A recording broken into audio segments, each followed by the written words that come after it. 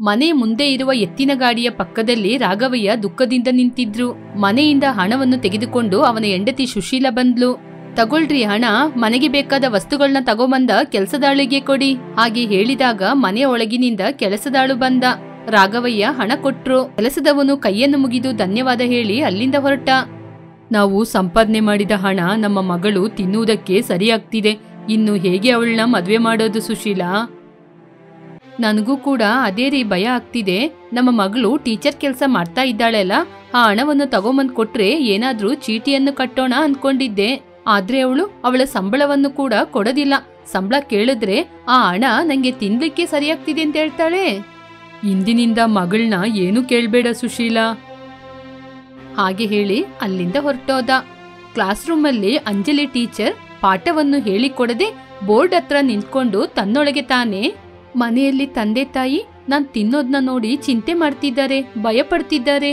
ನಾನು ತಿನ್ನೋದ್ನ ಎಷ್ಟು ಕಂಟ್ರೋಲ್ ಮಾಡೋಣ ಅಂತ ಯೋಚನೆ ಮಾಡಿದ್ರು ಕೂಡ ಕಂಟ್ರೋಲ್ ಮಾಡಕ್ಕೆ ಆಗ್ತಾನೇ ಇಲ್ಲ. ಆದ್ರೆ ಏನೇ ಮಾಡಿದ್ರು ನನ್ನಿಂದ ತಿನ್ನದೇ ಇರ್ಲಿಕ್ಕಾಗ್ತಿಲ್ಲ. ಏನಾದ್ರೂ ಒಂದು ಮಾಡಿ ತಿನ್ನದೇ ಇರ್ಬೇಕು. ಆದ್ರೆ ಹೇಗೆ? ಹೀಗೆ ಆಲೋಚನೆ ಮಾಡ್ಕೊಂಡು ಸ್ಟೂಡೆಂಟ್ಗಳನ್ನು ನೋಡ್ತಾ ಇದ್ಲು. ಆಗ ಅವಳಿಗೆ ಒಂದು ಯೋಚನೆ ಬಂತು. ಆಗ ಸಂತೋಷದಿಂದ ತನ್ನೊಳಗೆ ತಾನೇ, ನನ್ನ ಒಳಗಿರುವ ತಿನ್ನುವಂತಹ ಅಭ್ಯಾಸವನ್ನು ಕಂಟ್ರೋಲ್ ಮಾಡದೆ ಪ್ರತಿದಿನ ಒಂದೊಂದು ಸ್ಟೂಡೆಂಟ್ ಮನೆಗೆ ಹೋಗಿ ಊಟ ಮಾಡ್ತೀನಿ. ಆಗ ಮನೆಯಲ್ಲಿ ಒಂದೊತ್ತು ಊಟ ಉಳಿತಾಯ ಆಗುತ್ತೆ. ಹೀಗೆ ಆಲೋಚನೆ ಮಾಡಿದ್ಲು ಅಂಜಲಿ. ಇಂತಹ ಅಂಜಲಿ ಟೀಚರ್ ಎಷ್ಟು ಅಮಾಯಕಿ ಅಂತ ಗೊತ್ತಾಗುತ್ತೆ.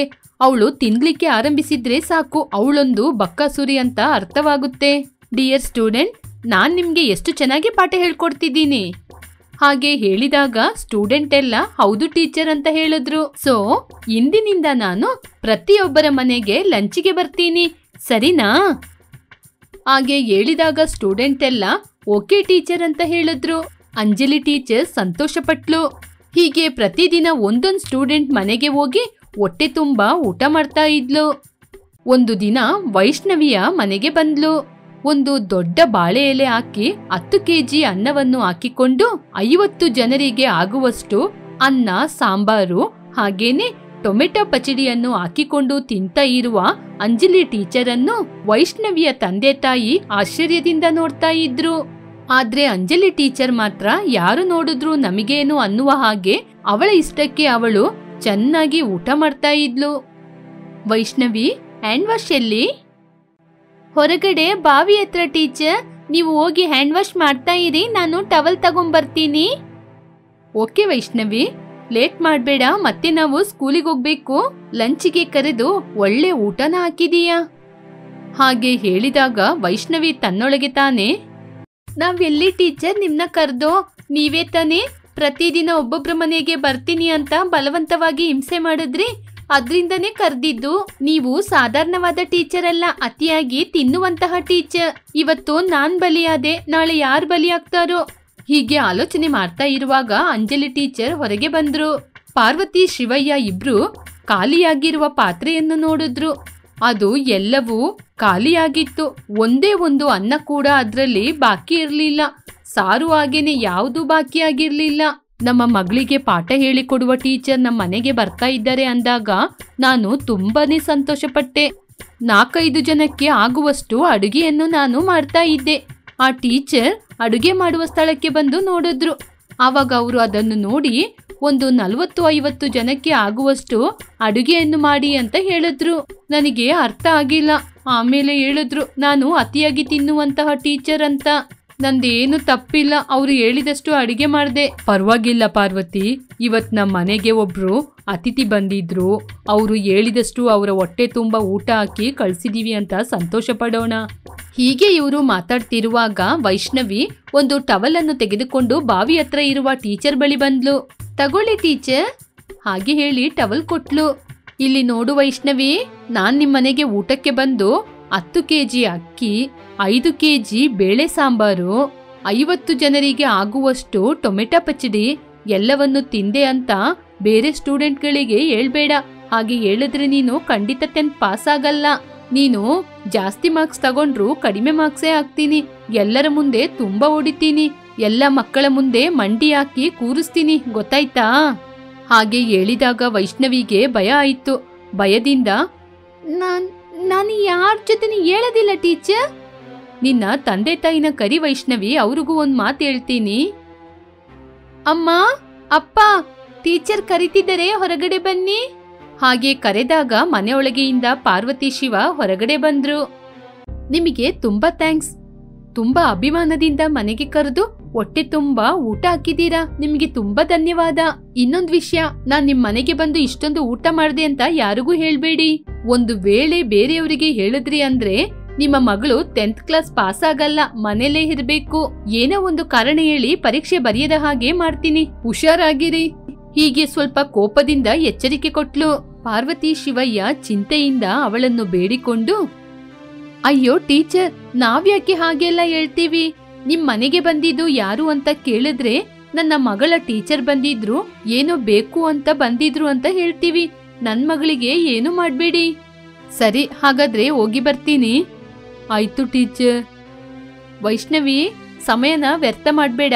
ನಿಮ್ ತಾಯಿ ಮಾಡಿದ ಅಡಿಗೆನ ತಿಂದು ಬೇಗ ಶಾಲೆಗೆ ಬಂದ್ಬಿಡು. ನಾನು ಅತಿಯಾಗಿ ತಿನ್ನುವವಳು ಅಂತ ಯಾರಿಗೂ ಗೊತ್ತಿಲ್ಲ, ನೀವು ಹೇಳ್ಬಾರ್ದು, ಹುಷಾರು. ಇಲ್ಲ ಟೀಚರ್, ನಾನ್ ಯಾರಿಗೂ ಹೇಳೋದಿಲ್ಲ. ಹೀಗೆ ಹೇಳಿ ಅಂಜಲಿ ಟೀಚರ್ ಸ್ಕೂಲಿಗೆ ಬಂದ್ರು. ಹೀಗೆ ಕ್ಲಾಸ್ ಅನ್ನು ತೆಗೆದುಕೊಂಡು 1 ಗಂಟೆ ಸಮಯವಾಯಿತು. ವೈಷ್ಣವಿ ಸ್ಕೂಲಿಗೆ ಬರ್ಲಿಲ್ಲ. ಆಗ ಸಂಧ್ಯಾ ಅದನ್ನು ಗಮನಿಸಿ, ಟೀಚರ್, ನೀವೇನೋ ಆವಾಗ್ಲೇ ಬಂದ್ರಿ, 1 ಅವರ್ ಆದ್ರೂ ವೈಷ್ಣವಿ ಬಂದಿಲ್ಲ. ಇಲ್ಲಿ ನೋಡು ಸಂಧ್ಯಾ, ಹೊಟ್ಟೆ ತುಂಬಾ ಊಟ ಹಾಕಿದ್ರು, ನಾನು ತಿಂದು ಹೊರಟ್ಬಿಟ್ಟೆ. ವೈಷ್ಣವಿ ಊಟ ಮಾಡಿ ಬರ್ತೀನಿ ಹೋಗಿ ಟೀಚರ್ ಅಂತ ಹೇಳಿದ್ಲು, ನಾನು ಬಂದೆ. ಇವಾಗ ಅವಳು ಯಾಕೆ ಬಂದಿಲ್ಲ ಅಂತ ನನಗ್ ಗೊತ್ತಿಲ್ಲ, ನೀನೇ ಹೋಗಿ ಕೇಳಿ ತಿಳ್ಕೊ. ಹೀಗೆ ಹೇಳಿ ಪಾಠ ಮಾಡಲು ಆರಂಭಿಸಿದ್ಲು.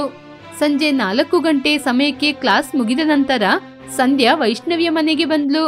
ವೈಷ್ಣವಿಯ ತಂದೆ ತಾಯಿ ಪಾರ್ವತಿ ಶಿವ ಹೊರಗಡೆ ಮಂಚದ ಮೇಲೆ ಕೂತಿದ್ರು. ವೈಷ್ಣವಿ, ಏನೇ ಆಯ್ತು? ಎಲ್ಲರೂ ಹೀಗೆ ಚಿಂತೆಯಿಂದ ಕೂತಿದ್ದೀರಾ? ನಥಿಂಗ್ ಸಂಧ್ಯಾ, ನಾವು ಪಕ್ಕದಲ್ಲಿರುವ ತೋಟಕ್ಕೆ ಹೋಗಿ ಮಾತಾಡೋಣ ಬಾ. ತೋಟಕ್ಕೆ ಯಾಕೇನೆ, ಇಲ್ಲೇ ಸ್ವಲ್ಪ ಹೊತ್ತು ಮಾತಾಡೋಣ. ಹೌದು, ಅಂಜಲಿ ಟೀಚರ್ ನಿಮ್ ಮನೆಗೆ ಊಟಕ್ಕೆ ಬಂದಿದ್ರಲ್ಲ, ಎಷ್ಟು ವೆರೈಟಿನ ಮಾಡಿ ಹಾಕಿದ್ರಿ? ಹೀಗೆ ಸಂಧ್ಯೆ ಕೇಳಿದಾಗ ವೈಷ್ಣವಿ ಮೌನವಾಗಿದ್ಲು. ಆಗ ಏನೋ ನಡೆದಿದೆ ಅಂತ ಸಂಧ್ಯನಿಗೆ ಅರ್ಥವಾಯಿತು. ನಿಜ ಏನು ಅಂತ ಹೇಳು ಅಂತ ತನ್ನ ತಲೆ ಮೇಲೆ ಕೈ ಇಟ್ಟು ಕೇಳಿದ್ಲು. ವೈಷ್ಣವಿ ನಡೆದ ವಿಚಾರದ ಬಗ್ಗೆ ಹೇಳಿದ್ಲು. ಇವಾಗ ಅರ್ಥ ಆಗ್ತಿದೆ, ಟೀಚರ್ ಯಾರ ಮನೆಗೆ ಎಲ್ಲ ಊಟಕ್ಕೆ ಹೋಗ್ತಾರೋ ಅವ್ರೆಲ್ಲಾನು ಯಾವಾಗ್ಲೂ ಡೆಲ್ ಆಗಿನೇ ಇರ್ತಾರೆ. ಇದಕ್ಕೆ ಎಲ್ಲ ಒಂದು ಸರಿಯಾದ ಪಾಠ ಕಲಿಸ್ಲೇಬೇಕು. ಸಂಧ್ಯಾ, ನಾಳೆ ಅತಿಯಾಗಿ ತಿನ್ನುವ ಟೀಚರ್ ನಿಮ್ಮನೆಗೆ ಊಟಕ್ಕೆ ಬರ್ತಾರೆ. ವೈಷ್ಣವಿ, ನೀನ್ ನನ್ ಜೊತೆ ಹೇಳ್ಬಿಟ್ಟೆ ಅಲ್ಲ, ನಾನು ಆ ಟೀಚರಿಗೆ ಬುದ್ಧಿ ಬರುವ ಹಾಗೆ ಎಲ್ಲಾ ಏರ್ಪಾಡುಗಳನ್ನು ಮಾಡ್ತೀನಿ. ಇನ್ ಮುಂದೆ ಅವರು ನಮ್ಮಂತಹ ಮಕ್ಳ ಮನೆಯಲ್ಲಿ ಊಟನೇ ಮಾಡಬಾರ್ದು. ಏನ್ ಮಾಡ್ತೀಯ ಸಂಧ್ಯಾ? ನಾನು ಹೇಳೋದಿಲ್ಲ, ಮಾಡಿ ತೋರಿಸ್ತೀನಿ ನೋಡು. ಹೀಗೆ ಸಂಧ್ಯಾ ಅಲ್ಲಿಂದ ಹೊರಟೋದ್ಲು. ಮರುದಿನ ಸಂಧ್ಯನ ಮನೆಗೆ ಟೀಚರ್ ಊಟಕ್ಕೆ ಹೋದ್ರು. ಸಂಧ್ಯನ ಅಕ್ಕ ಹಾಸಿನಿ ಎಲ್ಲಾ ಬಗೆಯ ಆಹಾರ ಪದಾರ್ಥವನ್ನು ಟೀಚರಿಗೋಸ್ಕರ ಮಾಡಿಟ್ಟಿದ್ಲು. ಸಂಧ್ಯಾ ಕೂಡ ಅಲ್ಲೇ ಇದ್ಲು. ಒಳ್ಳೆ ಘಮಘಮ ಅಂತ ಸ್ಮೆಲ್ ಬರ್ತಾ ಇದೆ. ಏನ್ ಅಡಿಗೆ ಮಾಡಿದೀರಾ ಸಂಧ್ಯಾ?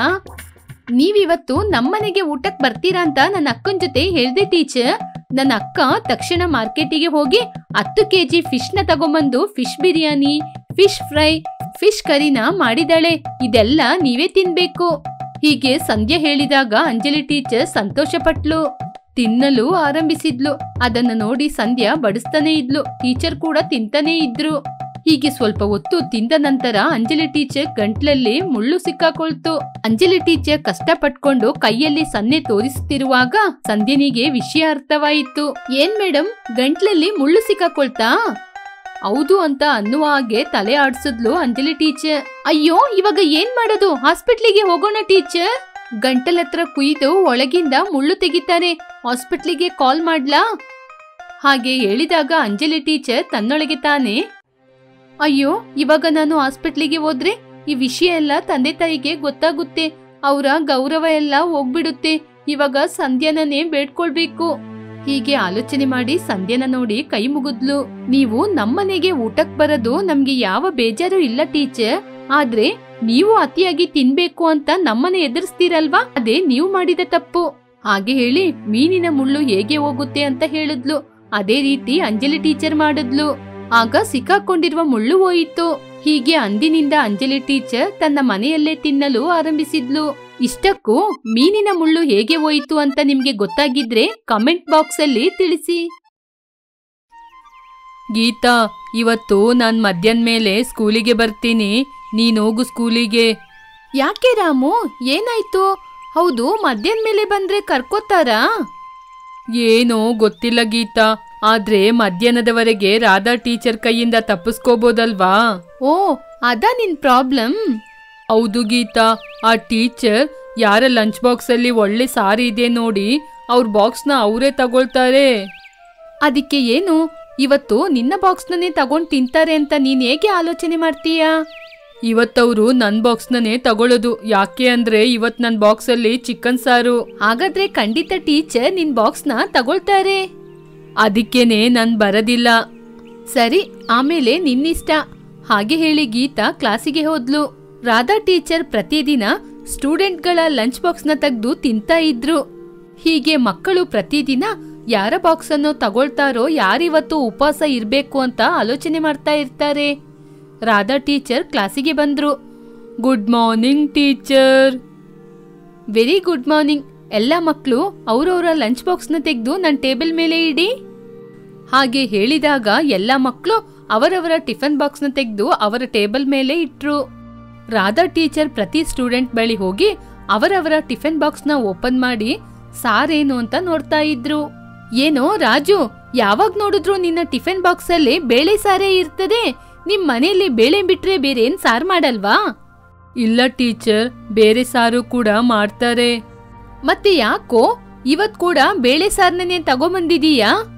ಇವತ್ ಕೂಡ ನೀನು ಬೇಳೆ ಸಾರು ತಂದ ಕಾರಣ ಮಂಡಿ ಹಾಕೊಂಡು ನೆಲದ ಮೇಲೆ ನಿಂತ್ಕೋ. ನೀವೆಲ್ರೂ ನಿಮ್ಮ ಪುಸ್ತಕನ ತಗೋಬಂದು ಇವನ್ ಮೇಲೆ ಇಡಿ. ಒಂದು ಪುಸ್ತಕ ಕೆಳಗೆ ಬಿದ್ರೆ ಅಷ್ಟೇ ಇವನ್ನ. ಹಾಗೆ ಹೇಳಿ ರಾಧಾ ಅಜಯನ್ನು ಮೊಣಕಾಲಲ್ಲಿ ನಿಲ್ಸಿದ್ಲು.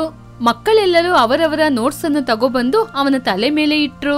ಪಾಪ ಅಜಯ್ ಟೀಚರ್ ಮೇಲೆ ಇರುವ ಭಯದಲ್ಲಿ ಮಂಡಿ ಊರಿ ನೆಲದ ಮೇಲೆ ನಿಂತಿದ್ದ. ಒಂದು ಪುಸ್ತಕವನ್ನು ಕೂಡ ಕೆಳಗೆ ಬೀಳಿಸಲಿಲ್ಲ. ಆ ನಂತರ ರಾಧಾ ಟೀಚರ್ ಬೇರೆ ಮಕ್ಕಳ ಟಿಫನ್ ಅನ್ನು ಕೂಡ ನೋಡ್ತಾ ಇದ್ಲು. ಬೆಂಡೆಕಾಯಿ, ಬದ್ನೆಕಾಯಿ, ತೊಂಡೆಕಾಯಿ, ಚಿಚಿ, ಯಾವಾಗ ನೋಡಿದ್ರು ಇದೇ ಸಾರು. ಇದೇ ಸಾರ್ ತಿನ್ನಕ್ಕೆ ಬೇಜಾರಾಗಲ್ವಾ? ಹೀಗೆ ಒಂದು ಸ್ಟೂಡೆಂಟ್ ಬಾಕ್ಸ್ ಅನ್ನು ತೆಗೆದು ಅದ್ರಲ್ಲಿರುವ ಸಾರೇನು ಅಂತ ಗೊತ್ತಾಗದೆ, ಈ ಸಾರ್ ಹೆಸರೇನು ಪ್ರಿಯಾ? ನೋಡ್ಲಿಕ್ಕೆ ವಿಚಿತ್ರವಾಗಿ ಕಾಣ್ತಾ ಇದೆ. ಟೀಚರ್, ಈ ಸಾರ್ ಹೆಸರು ಮಶ್ರೂಮ್. ಓ, ಮಶ್ರೂಮಾ? ಐ ಲವ್ ದಟ್ ಕರಿ ಅಮ್ಮ. ಹಾಗೆ ಹೇಳಿ ಆ ಸ್ಟೂಡೆಂಟ್ಸ್ ಬಾಕ್ಸ್ನ ತಗೊಂಡ್ಲು. ಹೀಗೆ ಅವಳಿಗೆ ಇಷ್ಟವಾದ ಬಾಕ್ಸ್ ಅನ್ನು ಸ್ಟೂಡೆಂಟ್ ನಿಂದ ತಗೊಂಡ್ಲು. ಆಹಾ, ಇವತ್ತಿಗೆ ಇದು ಸಾಕು. ನನಗೆ ಇಷ್ಟವಿಲ್ಲದ ಸಾರನ್ನು ತಗೊಂಬಂದ ಸ್ಟೂಡೆಂಟ್ಗಳು ನಿಮ್ಮ ನಿಮ್ಮ ಟಿಫನ್ ಬಾಕ್ಸ್ನ ಡಸ್ಟ್ಬಿನ್ನಿಗೆ ಹಾಕಿ. ಹಾಗೆ ಹೇಳಿದ್ಲು. ಸ್ಟೂಡೆಂಟ್ಸ್ ಎಲ್ಲ ಒಬ್ಬರ ಮುಖವನ್ನು ಒಬ್ರು ನೋಡ್ಕೊಳ್ತಾ ಇದ್ರು. ಏನ್ ನೋಡ್ತಾ ಇದ್ದೀರಾ? ಎಲ್ರು ಬಂದು ನಿಮ್ಮ ಟಿಫನ್ ಬಾಕ್ಸ್ ಅಲ್ಲಿರುವ ಫುಡ್ನ ಡಸ್ಟ್ಬಿನ್ನಿಗೆ ಹಾಕಿ. ಹೀಗೆ ಟೀಚರ್ ಕೋಪದಿಂದ ಹೇಳಿದಾಗ ಮಕ್ಕಳೆಲ್ಲ ಅವರವರ ಫುಡ್ನ ತಗೊಬಂದು ಡಸ್ಟ್ಬಿನ್ನಿಗೆ ಹಾಕಿದ್ರು. ಇನ್ ಮುಂದೆ ನೀವೆಲ್ರೂ ನನಗೆ ಇಷ್ಟವಿಲ್ಲದ ಸಾರ್ನ ತಗೊಂಬಂದ್ರೆ ನಿಮ್ಮ ಫುಡ್ನ ಡಸ್ಟ್ಬಿನ್ನಿಗೆ ಹಾಕ್ಸೋದು. ಹಾಗೆ ಹೇಳಿ ಮಕ್ಕಳಿಂದ ತೆಗೆದುಕೊಂಡ ಟಿಫನ್ ಬಾಕ್ಸ್ ಅನ್ನು ಅವರ ಮುಂದೆನೆ ತಿಂತಾ ಇದ್ಲು. ಸ್ಟೂಡೆಂಟ್ ಎಲ್ಲ ಹಸಿವಲ್ಲಿ ಒದ್ದಾಡುತ್ತಾ ಭಯದಿಂದ ಟೀಚರ್ ಅನ್ನು ನೋಡ್ತಾನೆ ಇದ್ರು. ಇವಾಗ ಯಾವ ಸ್ಟೂಡೆಂಟ್ಸ್ಗಳು ನನಗೆ ಇಷ್ಟವಾದ ಸಾರ್ನ ತಗೊಂಬಂದ್ರೋ ಅವರು ಹೊರಗಡೆ ಹೋಗಿ ಆಟಾಡಿ, ಉಳಿದ ಮಕ್ಕಳಿಗೆ ನಾನು ಪಾಠ ಮಾಡ್ತೀನಿ. ಹೀಗೆ ಸ್ವಲ್ಪ ಮಕ್ಕಳನ್ನು ಕ್ಲಾಸಿಂದ ಹೊರಗಡೆ ಕಳಿಸಿ ಉಳಿದ ಒಂದು 4 ಮಕ್ಕಳಿಗೆ ಮಾತ್ರ ರಾಧಾ ಟೀಚರ್ ಪಾಠ ಮಾಡ್ತಾ ಇದ್ರು. ಆಗ ರಾಮು ಮಧ್ಯಾಹ್ನದ ಊಟ ಮುಗಿಸ್ಕೊಂಡು ನೇರವಾಗಿ ಕ್ಲಾಸ್ ರೂಮ್ ಒಳಗೆ ಬಂದ. May I coming teacher? ಓ ರಾಮು, ನೀನೇನು ಇವಾಗ ಬಂದಿದೀಯಾ? ಬೆಳಿಗ್ಗೆ ಯಾಕೆ ಕ್ಲಾಸಿಗೆ ಬಂದಿಲ್ಲ? ಟೀಚರ್, ಅದು ಓ, ನಾನ್ ನಿನ್ನ ಲಂಚ್ ಬಾಕ್ಸ್ ತಗೋತೀನಿ ಅಂತ ಬಂದಿಲ್ವಾ? ರಾಮು ಭಯಪಡ್ತಾ ಇದ್ದ. ಇಲ್ಲ ಟೀಚರ್, ನಿನ್